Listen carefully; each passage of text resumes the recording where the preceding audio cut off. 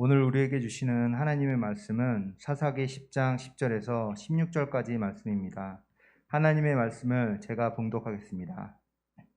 이스라엘 자손이 여호와께 부르짖어 이르되 우리가 우리 하나님을 버리고 바알들을 섬김으로 주께 범죄하였나이다 하니 여호와께서 이스라엘 자손에게 이르시되 내가 애굽 사람과 아모리 사람과 암몬 자손과 블레셋 사람들에게서 너희를 구원하지 아니하였느냐. 또 시돈 사람과 아말렉 사람과 마온 사람이 너희를 압제할 때에 너희가 내게 부르짖었으므로 내가 너희를 그들의 손에서 구원하였거늘 너희가 나를 버리고 다른 신들을 섬기니 그러므로 내가 다시는 너희를 구원하지 아니하리라. 가서 너희가 택한 신들에게 부르짖어 너희의 환난 때에 그들을 너희를 구원하게 하라 하신지라. 이스라엘 자손이 여호와께 여쭈되 우리가 범죄하였사오니 주께서 보시기에 좋을 대로 우리에게 행하시려니와 오직 주께 구하옵나니 오늘 우리를 건져내옵소서 하고 자기 가운데에서 이방 신들을 제하여 버리고 여호와를 섬김에 여호와께서 이스라엘의 공고로 말미암아 마음에 근심하시니라. 아멘. 우리 지난주 암송 말씀 함께 암송하고 시작하도록 하겠습니다. 시작. 여호와께서 모세에게 이르시되 이제 내가 바로에게 하는 일을 내가 보리라. 강한 손으로 말미암아 바로가 그들을 보내리라. 강한 손으로 말미암아 바로가 그들을 그의 땅에서 쫓아내리라. 출애굽기 6장 1절 말씀. 얼마 전에 프로야구 10개 구단이 내년에 새로 합류할 선수들을 지명하는 그런 지명식이 있었습니다. 한 프로야구 구단이 한 선수를 지명을 했는데요. 그런데 그 선수가 중학교 때 후배를 폭행한 사실이 드러나가지고 지명이 철회되는, 한 번도 그런 일이 없었는데 지명이 철회되는 그런 일이 일어났습니다. 사건을 들어보니까 중학교 때 이 선수가요, 후배 선수를 폭행을 한 거예요. 가슴을 때리게 되고 쓰러진 이 후배 선수가 앰뷸런스에 실려가지고 병원까지 가게 됐죠. 여러분, 그러면 이 사과를 하는 게 맞는데 나중에 이 후배 선수가 이제 이 합류를 하니까 이 가해했던 선수가 쇼를 한다고, 살짝 때렸는데 쓰러지는 쇼를 했다라는, 놀리면서 이 폭언을 하는 2차 가해까지 했다고 합니다. 그로 인해 가지고 안 그래도 피해를 당했는데 이런 놀림까지 받으니까 결국에는 이 선수가, 이 맞은 선수가 선수 생활을 그만두게 되는, 아주 유망주였는데 이 선수의 앞길이 막히게 된 거예요. 그 당시 피해 선수의 가족은 가해 선수와 가해 가족이 진심 어린 사과를 하기를 바랐지만 가해자 부모는요, 적반하장의 태도를 보였대요. 우리 아들이 피해자다, 오히려.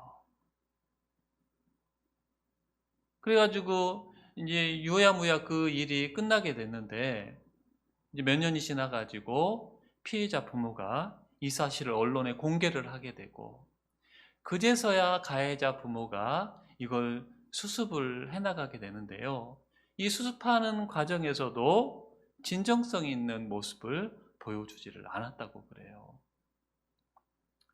여러분, 누군가에게 폭력을 행사하는 것은 하지 않아야 될 일이죠. 그런데 아직 이 판단력이 자리 잡지 않은 이 청소년 시절에 실수를 할 수가 있어요. 가급적 그런 실수를 하지 않아야 되겠지만 실수를 할 수는 있다라는 거죠. 근데 그 이후의 태도가 중요한 거죠.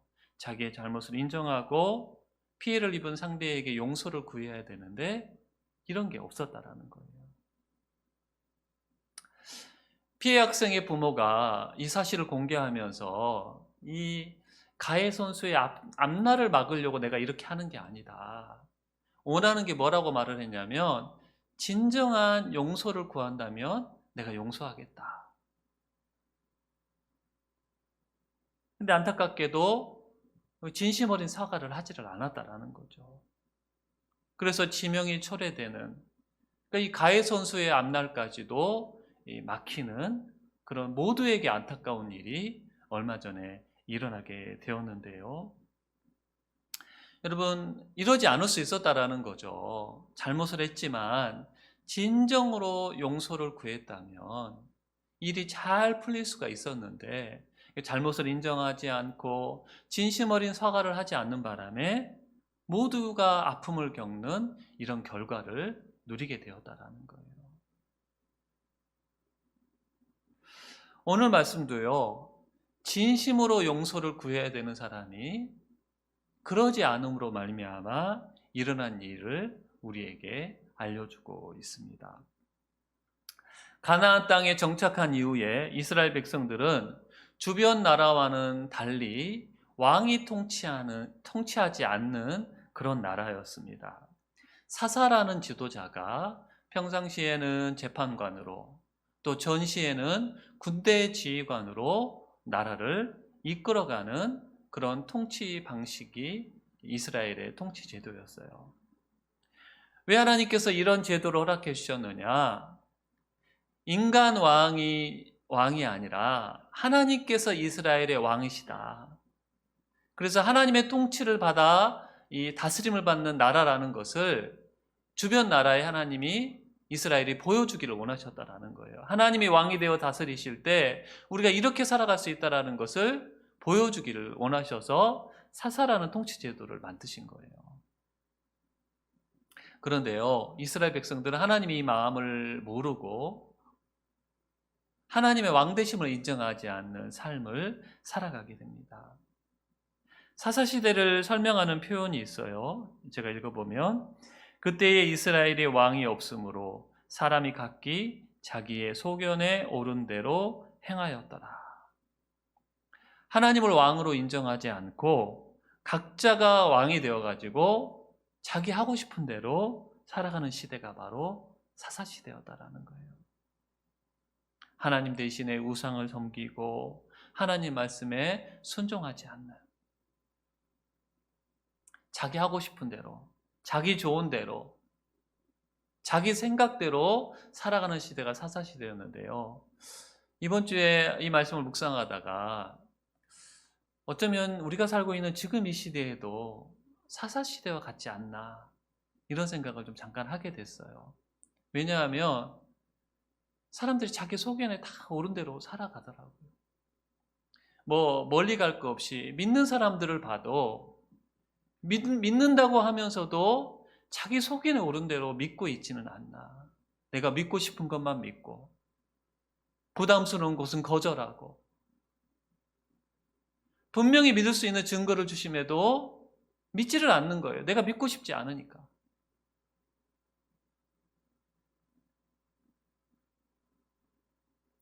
여러분, 이랬을 때 어떤 삶의 결과가 찾아오게 됩니까? 자기 소견에 옳은 대로 살아가는, 하나님의 왕되심을 인정하지 않고 살아갈 때 어떤 결과가 일어나게 되느냐? 이스라엘 백성들이 곤고한 삶을 살게 돼요. 주변 나라들의 침략을 받아가지고 오랜 시간 압제를 경험하게 됩니다. 가지고 있던 것은 다 빼앗기게 되고요, 괴롭힘을 당하게 돼요.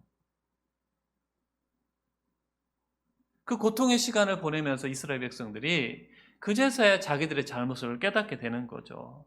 아, 우리가 하나님 앞에 잘못했구나. 그래서 하나님 앞에 기도하면서 자신들을 구원하여 주시기를 부르짖게 되는 거예요. 그러면 하나님께서는 사사를 보내셔서, 사사를 세우셔서 대적을 물리치고 이스라엘을 구원해 주십니다.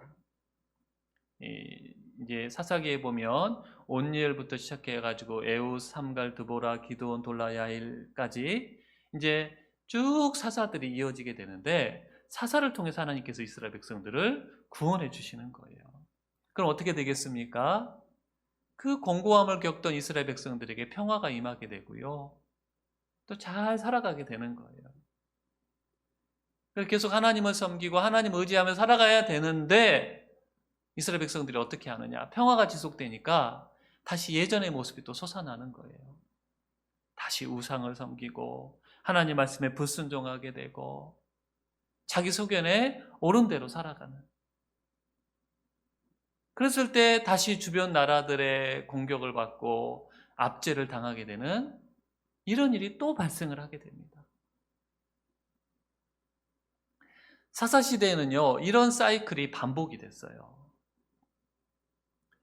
사사시대의 이 사이클을 알려주는 말씀을 제가 받들어 읽도록 하겠습니다. 사사기 2장 18절 19절 보면 사사가 사는 날 동안에는 여호와께서 그들을 대적의 손에서 구원하셨으니 이는 그들이 대적에게 압박과 괴롭게 함을 받아 슬피 부르짖음으로 여호와께서 뜻을 돌이키셨음이거늘 그 사사가 죽은 후에는 그들이 돌이켜 그들의 조상들보다 더욱 타락하여 다른 신들을 따라 섬기며 그들에게 절하고 그들의 행위와 패역한 길을 그치지 아니하였으므로. 이런 안타까운 일들이 이 사사시대에 반복이 됐는데요. 그럼 오늘 우리가 읽은 말씀은 이 사이클 중에 어디에 해당이 되느냐? 오늘 말씀이 어떻게 시작하냐면요. 이스라엘이 하나님의 구원을 바라며 부르짖는 일로 시작을 합니다. 그럼 지금 상황이 어떤 상황인지가 조금 여러분 이해가 되시죠? 사사가 죽고 난 다음에 아니면 사사가 있는 동안에도 이스라엘 백성들이 하나님을 떠나게 되고 우상을 섬기게 되고 그러다가 대적의 침략을 받아가지고 오랜 시간 고통을 겪었다라는 거예요. 그래서 이제 하나님의 구원을 바라는 기도를 드리게 되었다라는 거죠. 이런 상황이었던 거예요. 자, 오늘 말씀을 조금 보면 평안한 시간이 찾아오니까 이스라엘이 이제 주변의 온갖 신들을 섬기게 됩니다. 오늘 말씀이에요. 7개의 신이 언급이 되고 있는데 가나안 땅의 신이었던 바알과 아스다롯, 그리고 아람, 시돈, 모압, 암몬, 블레셋의 신들을 이 이스라엘 백성들이 섬기기 시작해요. 하나로 만족을 하지 못하고요. 내게 복을 주고 나를 잘 살게 할 거라고 생각되어지는 신들을 다 흡수를 하는 거예요.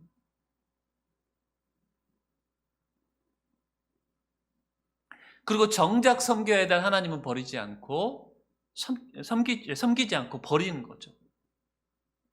그래서 하나님의 진노가 임하게 됩니다. 하나님께서는 이스라엘을 블레셋과 암몬으로부터 공격을 받게 하세요. 특별히 이제 10장과 11장에 보면 암몬으로부터 18년 동안 압제를 당하게 되는데요. 그제서야 이스라엘 백성들이 자기들의 잘못을 깨닫고 하나님께 부르짖게 되는 거예요. 오늘 말씀 10절이 그것을 알려주잖아요.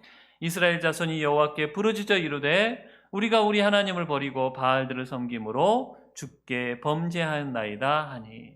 자, 우리 한번 다시 10절을 다시 한번 읽어보겠습니다. 10절 시작. 이스라엘 자손이 여호와께 부르짖어 이르되 우리가 우리 하나님을 버리고 바알들을 섬김으로 주께 범죄한나이다 하니. 하나님께 고통 가운데 부르짖은 거예요. 그럼 여러분, 이 사이클에 의하면 그 다음에는 어떤 하나님의 반응이 나와야지 맞습니까? 사사를 세우셔서 이스라엘 백성들을 구원해 주셔야 될 것 같은데 하나님 뭐라고 말씀하시냐면요, 이번에는 그들의 기도를 들어주지 않으세요. 외면하세요. 거절하십니다. 하나님이 이제 거절하시는 이유를 말씀을 하시는데 먼저 하나님이 이스라엘 백성들을 구원해 주셨던 이야기를 하세요. 아까 7가지 신들을 섬겼다라고 말씀을 드렸죠. 바알과 아스라롯을 비롯해서 주변 나라 5나라의 신들을 섬겼는데 하나님이 구원해 주신 7나라, 하나님이 이스라엘 백성들을 7나라로부터 구원해 주신 이야기가 나와요. 애굽, 아모리, 암몬, 블레셋, 시돈, 아말렉, 마온. 이들에 의해서 압제를 당할 때 하나님께서 이스라엘을 구원해 주셨다라는 거죠. 한두 번이 아니에요, 여러분. 수없이 구원해 주셨다라는 거예요. 그런데 그럴 때마다 이스라엘 백성들이 보여준 반응은 뭐였냐면 하나님의 은혜를 누리고 난 다음에는 다시 우상 숭배로 돌아가 버리는. 이런 걸 배은망덕이라 그러잖아요. 이런 모습을 이스라엘 백성들이 보여줬다라는 거죠. 그래서 하나님께서 이번에 뭐라고 말씀하시냐면 내가 이번에는 너희들을 구원하지 않겠다. 그러면서 너희가 섬기던 우상에게 도움을 청해라. 너희가 섬기던 신들에게 도움을 청하라고 하나님이 말씀을 하셔요. 자, 여러분, 왜 하나님께서 이렇게 반응을 하시는 걸까요? 이스라엘 백성들이 고통 가운데 도와달라고 부르짖는데 불쌍히 여기시고 사랑이 많으시고 국률이 많으신 하나님께서 왜 이스라엘 백성들의 이 부르짖음을 거절하시는 걸까요? 하나님의 도움을 청하는 이스라엘 백성들의 이 부르짖음에 문제가 있었어요. 이들은 지금 회개의 모습을 보이고 있는데요. 하나님께 돌이키는 모습을 보이고 있는데 이게 진짜가 아니었다라는 거예요. 아마 이들은요, 눈물을 흘리면서 우리가 잘못했습니다. 이렇게 고백을 하고 있는데요. 여러분, 우리가 조금 전에 읽었던 10절에 보면 우리가 하나님을 버리고 우상을 섬겼습니다. 이런 고백이 나오는데 학자들은요, 이 고백으로는 사실 부족하다라는 거예요. 하나님 우리를 도와주십시오. 우리를 용서해 주십시오. 우리에게 은혜를 베푸십시오라는 간구가 나와야 되는데 그냥 우리가 잘못했어요. 이러고 끝난다라는 거죠. 이것은 진짜 회개가 아니고요. 형식적인 회개고요. 지금 눈앞에 닥친 위기만을 벗어나려고 하는 가식적인 돌이킴이라는 거예요. 계속 그랬거든요. 하나님 앞에 구하면 하나님이 들어주시니까 이번에도 그냥 그런 모습만 보이면 하나님이 들어주시겠지. 눈물까지 흘렸지만 여러분 이 눈물이 진짜 눈물이 아니었다라는 거예요. 자기들의 잘못을 인정하고 통회하면서 흘리는 눈물이 아니라 그들에게 지금 닥친 고난이 너무 힘들어서 흘리는 눈물, 자기 연민일 뿐이었다라는 거예요. 가짜 눈물, 거짓 돌이킴.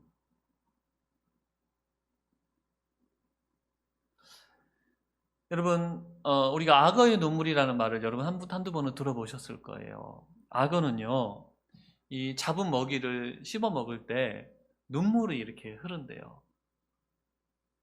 굉장히 감성이 풍부한 악어죠. 근데 여러분, 악어가 막 내가 너를 먹는구나 막 그러면서 미안해서 울거나 슬퍼서 우는 게 아니에요. 눈물이 흘러나오는 눈물샘을 관장하는 신경과 먹이를 씹을 때 이 행위를 관장하는 신경이 동일하대요.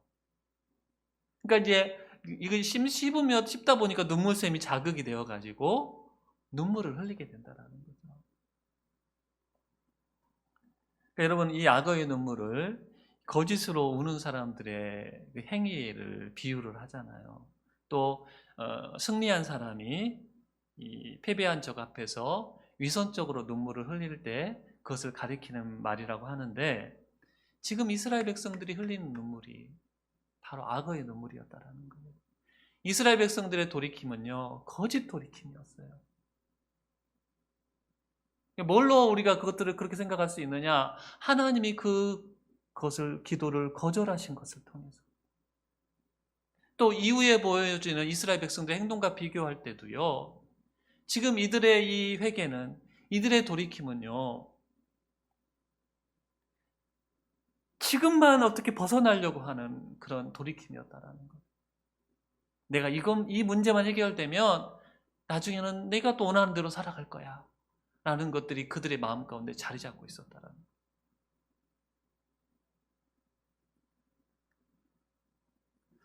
여러분 이스라엘 백성들이 하나님 앞에 간절히 기도하는데 거절을 당하는 오늘 말씀 앞에서 이제 우리도 한번 우리의 모습을 좀 살펴봤으면 좋겠어요. 우리도 간절히 기도하고 있는데 응답이 되지 않고 하나님의 이 거절을 받고 있다면 혹시 우리에게도 오늘 말씀에 이스라엘 백성들과 같은 모습이 있지는 않는지 진심으로 회개하면서 잘못을 했다면 하나님께로 돌이켜서 하나님의 도우심을 구해야 되는데 그런 진정한 회개가 아니라 당장 이 문제만 해결하려는 눈앞의 위기만 극복하려는 임기응변의 기도를 우리가 지금 하고 있는 것은 아닌가.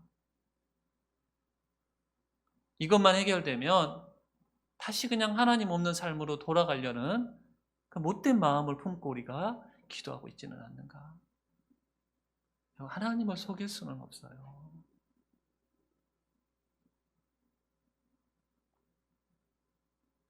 아니, 지금 우리가 코로나가 계속 지속되고 있잖아요. 또 한 주가 2.5단계가 연장이 됐는데 너무 이 중세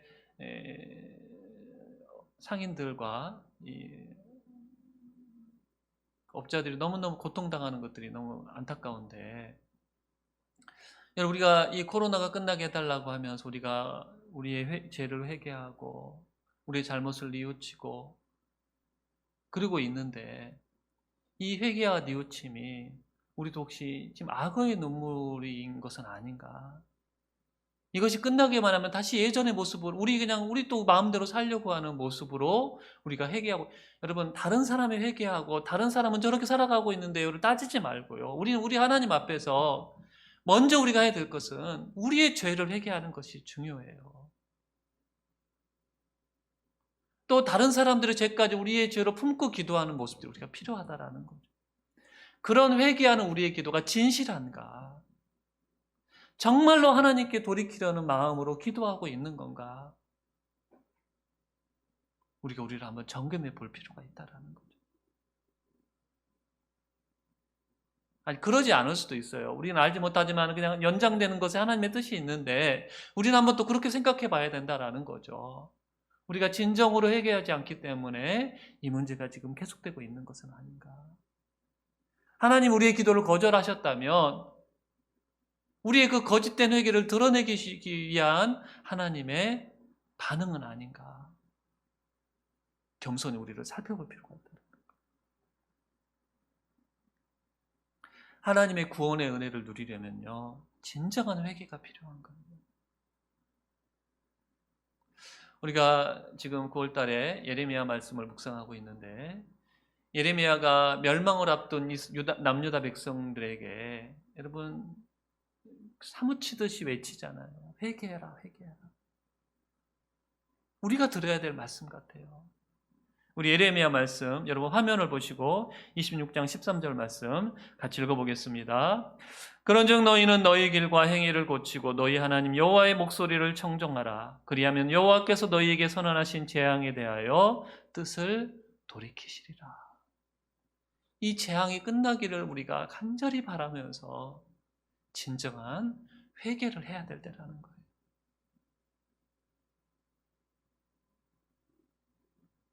자, 하나님이 구원해 주실 줄 알고 간절히 부르짖었는데 하나님께서 거절을 하셔요. 그랬을 때 이스라엘 백성들은 굉장히 당황했을 거예요. 하나님의 음성을 들었을 때에 이스라엘 백성들은 당황했을 거예요. 아니, 이전에는 구원해 주시더니 왜 이전에는 거절하실까? 근데 그 다음에 이스라엘 백성들의 반응을 볼 필요가 있는데요. 이스라엘 백성들이요, 이 하나님의 거절을 통해서 자기들의 모습을 본 것 같아요. 그래서 진정한 회개의 모습을 보이게 됩니다. 15절과 16절에 그들이 이 거절 이후에 드러내는 모습이 나오고 있는데, 메시지 성경으로 제가 읽어보겠습니다. 그러자 이스라엘 백성이 하나님께 아뢰었다. 저희가 죄를 지었습니다. 무엇이든 주님 보시기에 좋을 대로 행하십시오. 하지만 부디 저희를 여기서 벗어나게 해주십시오. 그리고 나서 그들은 이방신들을 깨끗이 제거해버리고 하나님만 섬겼다. 여러분, 이스라엘 백성들이 하나님의 거절의 음성을 듣고 난 다음에요, 진정한 회개로 나아가게 되는데, 여러분, 진정한 회개가 무엇인지를 이스라엘 백성들이 보여주죠. 뭐예요? 이전의 삶에서 떠나는 거예요. 이전의 행위에서 떠나는 거예요. 그들은 우상을 섬기며 살아가고 있었는데 앞부분에 회개할 때는요, 여전히 우상을 끌어안고 회개했다라는 거예요. 여러분, 이게 진정한 회개예요? 아니잖아요. 근데 하나님이 거절하시자 그제야 그들이 진정한 회개의 모습을 보이게 되는데, 붙잡고 있던, 의지하고 있던 모든 우상들을 버렸다라는 거죠. 마치 야곱이 베델로 올라가라는 하나님의 음성을 듣고 자기 집에 있던 우상들을 다 상수리 나무 아래 묻은 것처럼 우상을 버리는 모습을 이들이 보여줘요. 여러분, 이게 진정한 회개의 모습이라는 거죠. 여전히 옛날 죄를 지읍고 살아가면서 도와달라고 하는 것은 여러분 진정한 회개의 모습이 아니라는 거예요.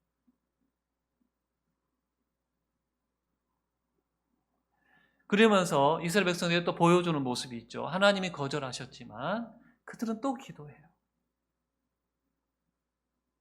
왜 그럴까요, 여러분? 하나님 외에는 도와주실 분이 없다라는 것을 알았기 때문에. 지금 이 상황에서 구원하실 분은 그들이 섬기던 우상이 아니라, 아무짝에 쓸모없는 우상이 아니라 살아있는 하나님만이 자기들의 도움이 되신다는 것을 알았기 때문에 그렇게 고백하면서 도와달라고 요청을 하는 거예요. 15절 보면 오직 주께 구하옵나니, 오직 주께 구하옵나니 오늘 우리를 건져내옵소서. 주만이 우리의 구원자이심을 고백하면서 건져주시기를 요청을 하는 거예요. 이스라엘 백성들이 어떤 모습을 보여줍니까? 포기하지 않는 기도를 다시 기도하는 거죠. 거절에도 불구하고 기도하는 거예요. 왜? 하나님만이 도움이시니까. 하나님만이 구원자시니까.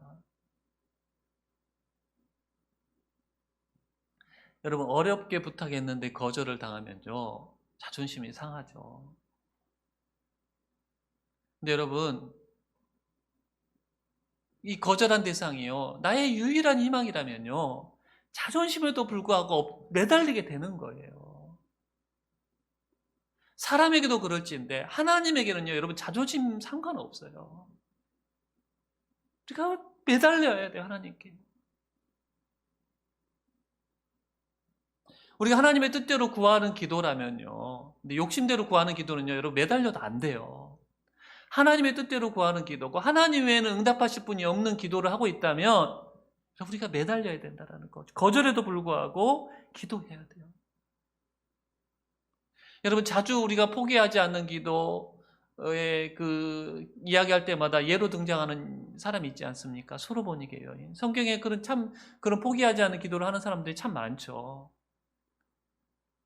엘리사를 찾아왔던 수넴 여인도 포기하지 않는 기도를 보여주는데, 대표적인 여인이 예수님을 찾아왔던 수르보니게 여인, 가나안 여인. 자기 딸이 귀신 들렸는데 좀 고쳐주십시오라고 요청을 하는데요, 예수님이 평상시와는 다른 모습을 보여줘요.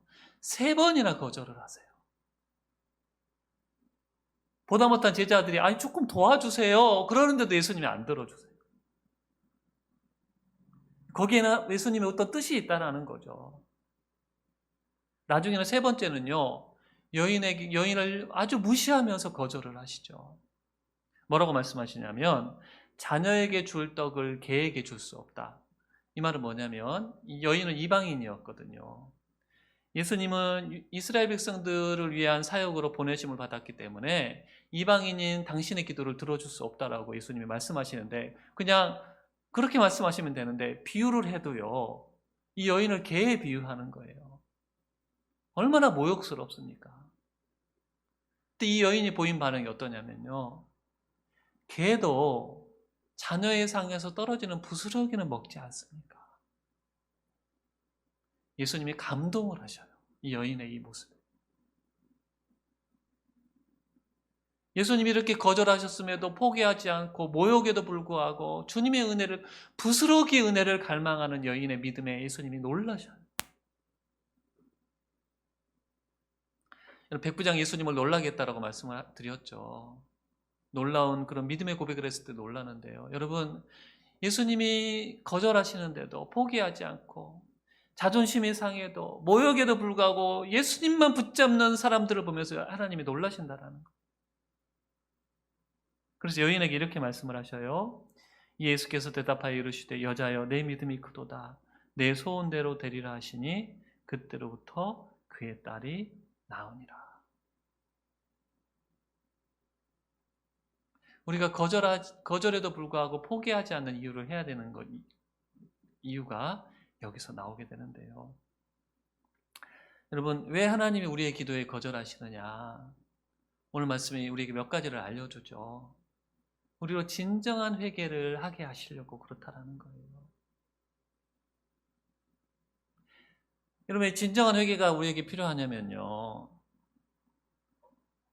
그러지 않고 문제가 해결되면 우리는 또다시 똑같은 문제를 만나게 되어 있어요. 진정으로 회개하고 하나님의 다스림 안에 살아갈 때에 우리는 반복된 문제에서 벗어날 수가 있는 거예요. 하나님께서 불쌍하셔서 응답해 주시지만 그런 문제가 계속 반복되다 보면요, 여러분, 이건 고질병이 되어버리는 거고, 하나님께서 지금 내 기도에 거절하신다면 나에게 진정한 회개를 하라라는 하나님 메시지가 있다는 것을 우리가 깨달아야 돼요. 또 하나는 하나님의 거절은요, 테스트라는 거예요. 우리가 정말 하나님만을 소망으로 삼고 있는지, 하나님만이 우리의 구원자이심을 믿고 기도하는지를 보시기 위한 하나님의 테스트라는 거죠.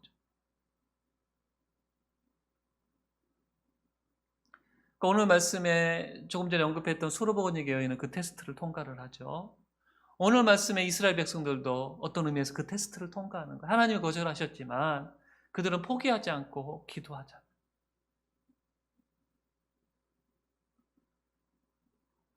여러분, 다시 말씀드리지만 내가 지금 하나님의 뜻대로 선한 것을 구하고 있다면 우리도 하나님의 거절에도 불구하고 포기하지 않는 기도를 해야 된다는 거예요. 그랬을 때 어떤 결과가 나옵니까?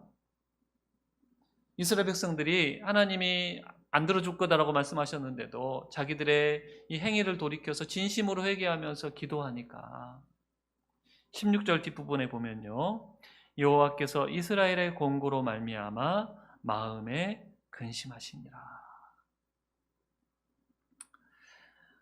이 마음에 근심하셨다라는 표현이 조금 언어적으로는 되게 좀 어려운 표현인데, 이제 현대인의 성경에서는 마음 아파하셨다, 이스라엘의 고통을 보시면서 마음 아파하셨다, 새 번역에서는 고통을 가만히 보고 계실 수 없었다, 이렇게 표현. 이게 언어적으로는요, 하나님의 영이 줄어들었다, 이런 말인데, 이스라엘 백성들이 고통 가운데 부르짖는 것을 보면서 하나님 마음이 움직이셨다는 거예요. 같이 아파하시면서, 그들의 고통을 아파하시면서. 여러분, 지금 여러분 고통 가운데 있습니까? 하나님도 같이 아파하고 계셔요. 우리를 홀로 두지 않으시고 함께 아파하시면서 우리가 하나님을 의지할 때 우리를 하나님은 도와주실 거예요. 이어지는 그 말씀이 어떤 말씀이냐면, 안 들어주시겠다고 하셨던 하나님께서 뜻을 돌이키시죠. 사사 입다를 세우셔서 암몬으로부터 이스라엘 백성들을 구원해 주시게 됩니다.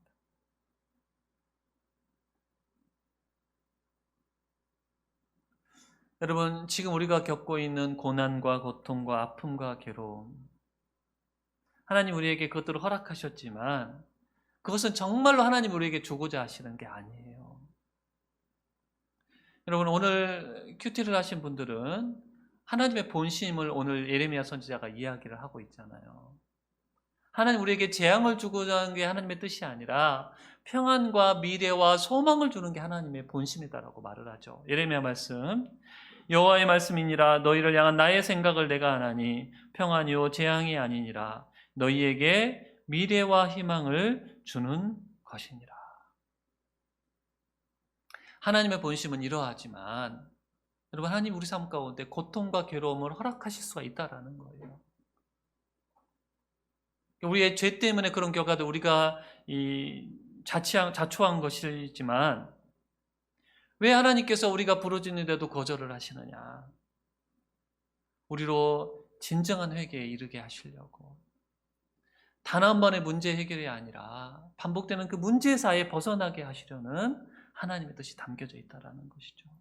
정말로 우리가 하나님만 의지하는지, 하나님이 우리의 구원자이심을 고백하고 믿는지 그걸 보시려고 우리의 기도에 거절하실 때가 있다.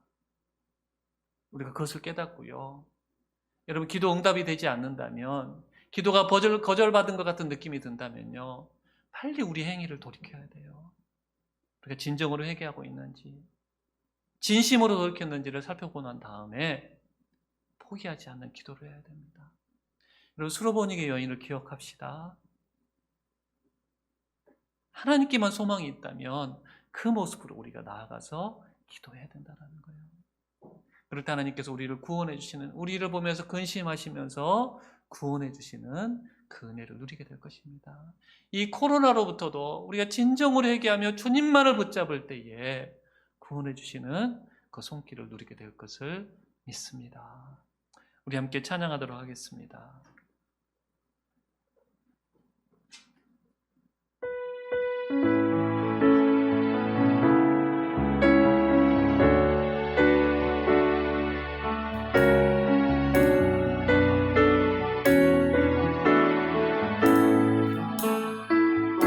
내 삶의 의미, 내 삶의 의미,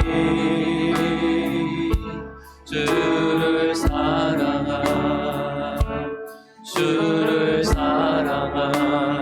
내 삶의 목적, 내 삶의 목적, 주를 예배한, 주를 예배한 내 삶의 의미, 내 삶의 의미, 주를 사랑한, 주를 사랑한, 주를 사랑한 내 삶의 목적, 주를 예배한, 주를 예배한 오직 주님만, 주님만, 오직 주님만, 오직 주님만을 사랑합니다. 오직 주님만, 오직 주님만, 오직 주님만을 예배합니다. 오직 주님만, 오직 주님만, 오직 주님만을 사랑합니다. 오직 주님만, 오직 주님만, 오직 주님만을 예배합니다. 우리 마음 모아서 오직 주님만, 오직 주님만, 오직 주님만, 오직 주님만을 사랑합니다. 오직 주님만, 오직 주님만, 오직 주님만을 예배합니다. 다시 오직 주님만, 오직 주님만, 오직 주님만을 사랑합니다. 오직 주님만,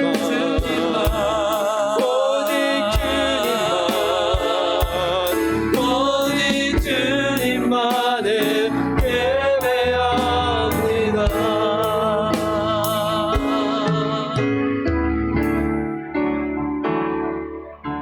우리에게 주님 외에 소망이 없습니다. 주님 외에 반석이 없습니다. 구원자가 없음을 고백합니다. 하나님, 코로나로 힘든 이 상황에서 우리 여러 가지 문제로 답답한 이 하나님 시간에서 우리를 구원하여 주시옵소서. 진심으로 주님께 돌이키고 죄와 악에서 떠나 하나님 모든 우상을 버리고 주님의 도우심을 부르짖는 우리들이 되기를 간절히 소망합니다. 하나님, 그리할 때 우리의 고통에 함께 아파하시면서 우리를 구원하신 하나님이심을 믿습니다. 수르보니게 여인처럼 포기하지 않는 기도를 드리는 우리들 되게 하여 주시옵소서.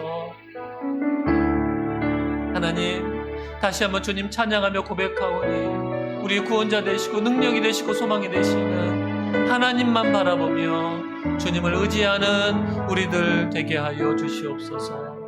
이 시간 하나님께 예배하며 믿음의 예물을 드립니다. 기쁘게 받아주시고 하나님 나라가 이루어지는 데 사용하여 주시옵소서. 드린 손길에 부족함이 없는 감사와 만족함이 넘쳐나는 복된 삶이 되게 하여 주시옵소서. 이제는 우리 주 예수 그리스도의 은혜와 아버지 하나님의 크신 사랑과 성령의 교통하심이 주님만 바라보며 의지하며 포기하지 않는 기도하기로 결단하는 사랑하는 주의 백성들 가운데 영원토록 함께할지어다. 아멘.